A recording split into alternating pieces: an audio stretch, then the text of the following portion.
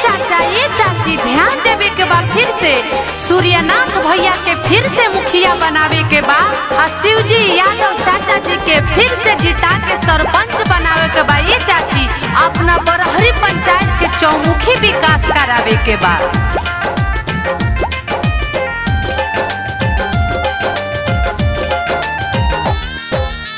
सुना चाचा सुना चाची भैया भाभी जोनी तू भुलाई हनु हो।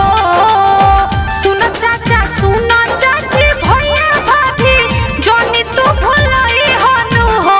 सूर्यनाथ भैया के फिर से जिताई हो, तू मुखिया बनाई हनु हो।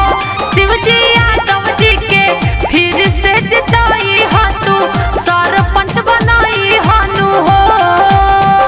राख से उठता गुब्बार है, रणभूमि रण के लिए तैयार है। लड़ाई सत्य एवं झूठ की है, संघर्ष सेवा सहायता प्यार की है। आपको हमारा साथ देना इस बार है।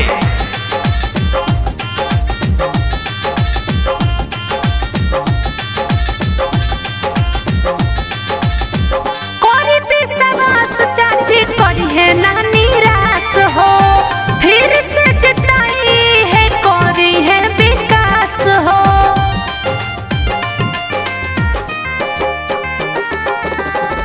कोरी विश्वास चाची करी है ना निराश हो, फिर से जिताई है कोरी है विकास हो।